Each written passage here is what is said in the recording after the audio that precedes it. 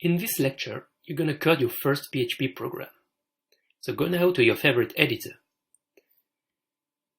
A PHP script must start with a sign less than, a question mark, and PHP. And the script must finish with a question mark and the upper than sign.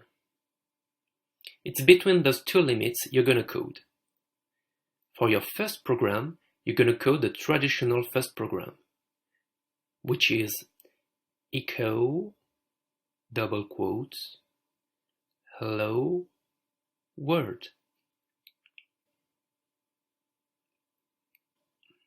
You save the file on your desktop and call it firstprogram.php. Congratulations! You just made your first program. To explain a little, echo is a function to display a string of characters, but to be short, we say string. So you have the echo function and a string with double quotes. Now to test your program, you open a terminal, you go to your desktop, and you enter PHP and the name of your script. You can notice that there is no line feed or no return to the line. You're gonna add it here. It is \n. You return to the terminal and rerun. We have a line feed. You know now what is a string. Let's see what a variable is, because you will use them a lot. So instead of using a string for the echo function, you're going to use a variable. You define a variable, $welcome message, and you give it a value of this string. Here, you echo, and here, you echo the variable. You test it, it works. So what's the interest of a variable? If you take the previous example and display many times the string hello world, like 10 times, if you want to change the value to, for example, I'm a student, you need to change it on all the lines of your code, and it takes time. But if your code uses a variable, like this, you need to change the value on one spot only, and you save time, and your code becomes bulletproof. You don't need this code anymore, but you want to keep it for some reason. But if you let it be here, the code will be executed.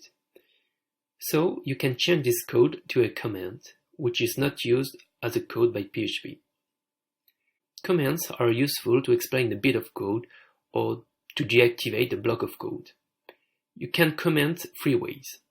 For one line, you can comment with a double slash or with a sharp.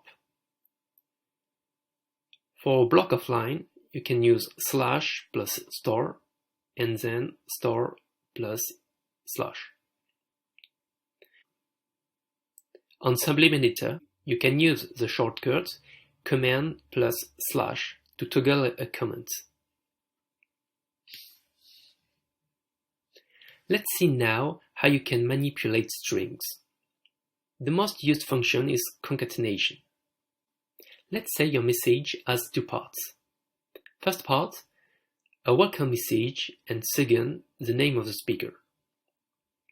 So 2 parts, you need to use two variables. One is already there, welcome message, and you change it to hi everybody, I am,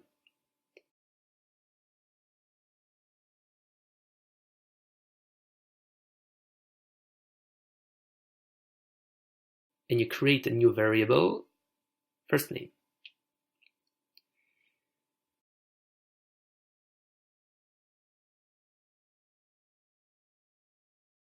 And then to concatenate the string, you use the dots. So echo welcome message dot first name. and we add another variable, line feed. And now you can change a variable without touching this code. To finish this lecture, let's see another kind of string.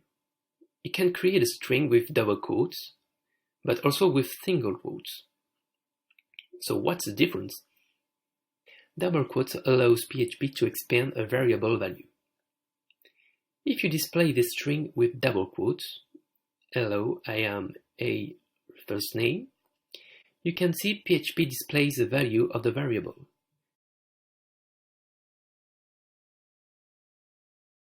But if you use single quotes,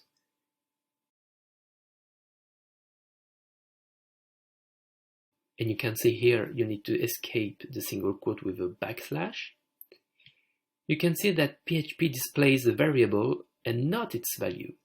You may think that it's more convenient to use that instead of using concatenation, but you will see in the next lecture what this is all about.